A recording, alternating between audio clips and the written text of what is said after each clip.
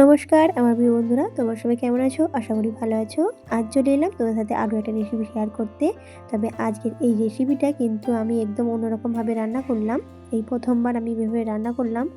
এই খাসি মাংসের রান্না কিন্তু একদমভাবে এইভাবে রান্না করলাম প্রথম। আর তোমাদের সাথে শেয়ার করলাম কেমন খেতে হয়েছে। পরবর্তীকালে কিন্তু তোমাদের সাথে যে শেয়ার করব। আগের রেসিপিটা শেয়ার করে নিই কীভাবে রান্না করলাম নতুনভাবে। তো অলরেডি মাংসটাকে কিন্তু নুন মাখিয়ে রেখে দিয়েছি। আর এখানে কিন্তু সমস্ত মশলা রয়েছে, দেখতেই পাচ্ছ গোটা কিন্তু রয়েছে। এই মশলাগুলোকে আমি বেটে নেব। তার আগে প্রথমে আলুগুলোকে আমি সরষের তেলে ভেজে নিচ্ছি। আর বেশ বড় বড় করেই আলুগুলো ভেজে নিয়েছি। এতে কিন্তু আলুগুলো গলবে না, কারণ আমি কিন্তু উনানেই রেসিপিটা বানাচ্ছি, আর প্রেসার কুকারে না। আর তোমরা যদি উনানে রান্না করো তাহলে কিন্তু এভাবে রান্না করতে পারো। তো বন্ধুরা, আলুগুলো কিন্তু প্রথমে ভেজে নিচ্ছি। দেখতেই পাচ্ছ আলুর সাথে না 4 কুচা পেঁপেও দিয়েছি। এতে কিন্তু খাসি মাংসটা খুব সুন্দর সেদ্ধ হয়ে যায়। এটা অবশ্য আমার মায়ের কাছে শেখা, পেঁপে দিলে খাসি মাংসটা খুব সুন্দর সেদ্ধ হয়ে যায়।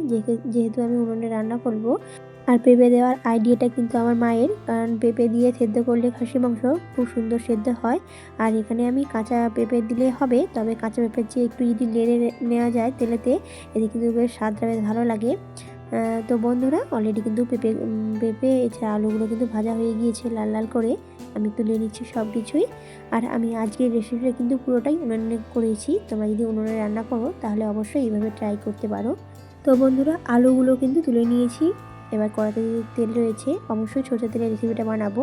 তাতে কিন্তু এই মাংসগুলো, নুন দিয়ে মাখানো মাংসগুলোকে দিয়ে দিচ্ছি। বন্ধুরা, খাসি মাংস দেওয়ার পর সমস্ত খাসি মাংসগুলো দিয়ে দেবো। তারপরে একে একে সমস্ত মশলা দেবো এখানেই।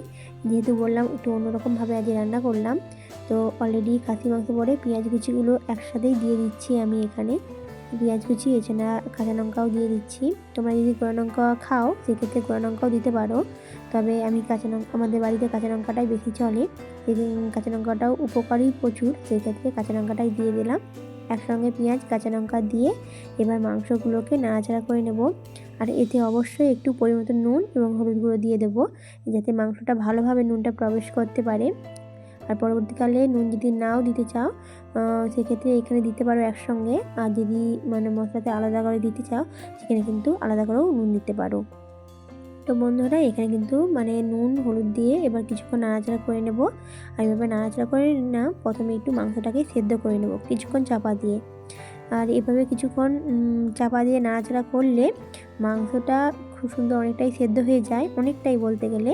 আর উপরন্ত এই যে মাংসের ভিতরে অনেক সময় নুন ঢোকে না, এক্ষেত্রে এরকম যদি রান্না করো মাংস কিন্তু ভালোভাবেই প্রবেশ করে নুন। তো বন্ধুরা, কিছুক্ষণ এইভাবে চাপা দিয়ে দিয়ে ভালো করে কিন্তু আমি এই খাসি মাংসটা সেদ্ধ করে নেব। আর দেখো বন্ধুরা, জল কিন্তু দেইনি, কিছুক্ষণ চাপা দিয়ে রাখার জন্য কতটা জল বেরিয়ে গিয়েছে।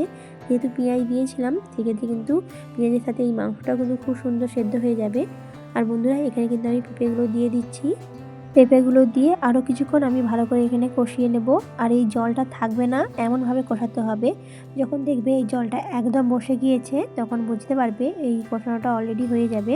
তো বন্ধুরা, এভাবে নাড়াচাড়া করে ভালো করে কিছুক্ষণ চাপা দিয়ে দিয়ে আমি নাড়াচাড়া করে নেব। এতে কিন্তু মাংসটা অনেকটা সেদ্ধ হয়ে যাবে। আর উনুনে কিন্তু এভাবে রান্না করলে খুব সুন্দর সেদ্ধ হয়। আর বন্ধু, তোমার সাথে বলেছিলাম যে কেমন হয়েছে রেসিপিটা। আমি কিন্তু খেয়ে নিয়েছি, খেয়ে ভয়েসটা দিচ্ছি। বলতে পারি খুব সুন্দর হয়েছে, খুব সুন্দর সেদ্ধ। শুধু সেদ্ধ নয়, টেস্টও কিন্তু দারুণ দারুণ। তোমরা কিন্তু অবশ্যই একবার ট্রাই করতে পারো বন্ধুরা এভাবে। আর যদি উনানে রান্না করো তাহলে অবশ্যই এভাবে রান্না করো। তো বন্ধুরা, এভাবে কিছুক্ষণ নাড়াচাড়া করে দেখো অনেকটা জল কিন্তু মারা গিয়েছে। এভাবে আরও কিছুক্ষণ আমি জলটাকে মেরে নেব বন্ধুরা। এভাবে কিছুক্ষণ চাপা দিয়ে ভালো করে জলটা যখন মারা যাবে, দেখতেই পাচ্ছ বন্ধুরা অনেকটা জল মারা গিয়েছে। আর পেঁয়াজগুলো একদম গলে গিয়েছে মাংসের সাথে, দেখে মনেই হবে না যে পেঁয়াজ দিয়েছি। আর খুব সুন্দর কিন্তু হয়েছে, কালারটাও শুধু নয়, দেখতে কিন্তু খুব সুন্দর হয়েছে। এখানেই দেখে মনে হচ্ছে যেন রেসিপিটা অলরেডি কমপ্লিট হয়ে গিয়েছে, কিন্তু না বন্ধুরা, এখানে শুধুমাত্র আমি প্রথমে মাংসটাকে কষিয়ে নিয়েছি।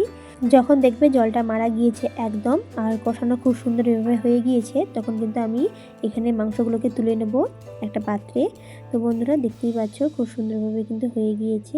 এবার আমি তুলে নেব। তো বন্ধুরা, তুলে নিয়েছি, অলরেডি কিন্তু কমপ্লিট। এবারে আমরা রেসিপিতে চলে যাব, মূল রেসিপি, তরকারি ঝোল। কষানো তো হয়ে গিয়েছে, এবার আমরা মূল রেসিপিতে চলে যাব, ঝোল। তো বন্ধুরা এখানে মশলা হিসেবে রয়েছে আদা বাটা, রসুন বাটা, এছাড়া রয়েছে ধনে বাটা আর রয়েছে এলাচ, 4টা এলাচ দিয়েছি, আর কিছুই কিন্তু দেয়নি মশলা হিসেবে। আর শেষে রয়েছে মিট মশলা, বাস এই কটা মশলাই কিন্তু দিয়েছি এখানে। তো বন্ধুরা ভালো করে কিন্তু তেলতে মানে ভালো করে কষিয়ে নিয়েছি আদা বাটা, রসুন বাটা, এছাড়া এখানে রয়েছে ধনা বাটা, এটাও কিন্তু দিয়ে দিয়েছি একসঙ্গে। একদম অল্প তেলে ভাজা করে নিয়েছি, কারণ প্রথমে যেহেতু আমি তেল দিয়ে মাংসটাকে কষিয়ে নিয়েছি, সেক্ষেত্রে কিন্তু আমি এখানে একদম অল্প তেলে এই মশলাটাকে কষিয়ে নিচ্ছি। বন্ধুরা তোমরা যদি তেল বেশি খেতে চাও সেক্ষেত্রে কিন্তু এখানে একটু বেশি করে তেল দিতে পারো। তো বন্ধুরা এখানে কিন্তু আলুটা দিয়ে দিচ্ছি, আলু দিয়ে কিন্তু এখানে মশলাটাকে আরও কিছুক্ষণ এভাবে কষিয়ে নেব আলুর সাথে। আর এখানে তোমরা আলুটাকে ছোট করে নিতে পারো, মানে ছোট করে নিয়ে ভালো করে কষিয়ে নিতে পারো, কারণ অলরেডি কিন্তু খুব সুন্দরভাবে প্রথমেই মাংসটা কষানো হয়ে গিয়েছে। তো এখানে যদি তোমরা আলাদাভাবে আলুটা দাও তাহলে আলুগুলো ছোটো ছোটো করে কেটে নেবে, কিংবা যখন সেদ্ধ করবে তখন কিন্তু অলরেডি সেদ্ধ হয়ে যাবে।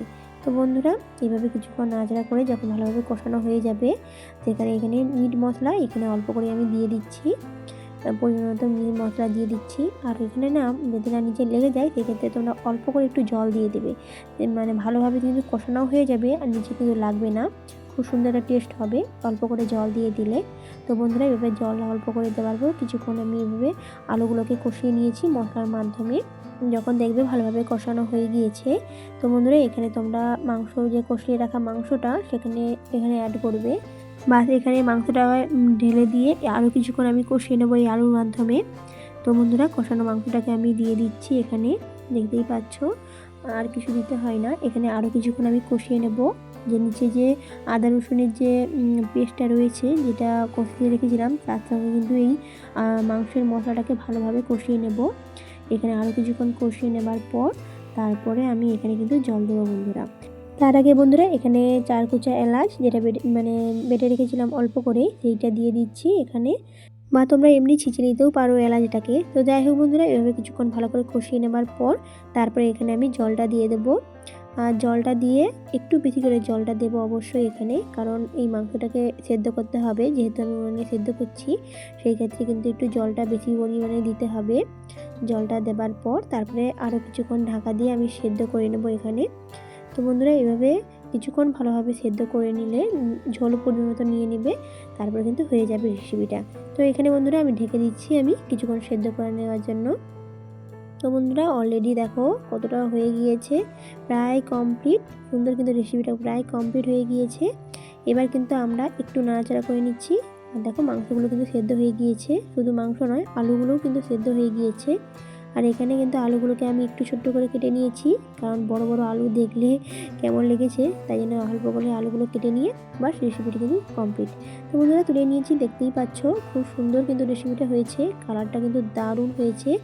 আর তারপরে একটু ধনেপাতা কুচি একটু ছড়িয়ে দিয়েছি, আর অবশ্যই আমি এখানে পাহাড়ি ধনাটা দিয়েছি, তোমরা চাইলে এমনি দেশি ধনেপাতাটাও দিতে পারো। তো বন্ধুরা অলরেডি কিন্তু রেসিপিটা কমপ্লিট, এটা কিন্তু দুর্দান্ত হয়েছে। তোমরা এইভাবে অবশ্যই একবার বানিয়ে দেখো আর খেয়ে কমেন্টে জানিও কেমন লেগেছে তোমাদের আজকের রেসিপিটি। আজকের ভিডিওটি যদি তোমাদের কাছে ভালো লাগে তাহলে অবশ্যই লাইক আর সাবস্ক্রাইব করে দিও, আর শেয়ার করতে কিন্তু ভুলো না বন্ধুরা। ধন্যবাদ বন্ধুরা, এতক্ষণ ভিডিওটি দেখার জন্য অসংখ্য অসংখ্য ধন্যবাদ। আজকের মতো এখানেই, ধন্যবাদ।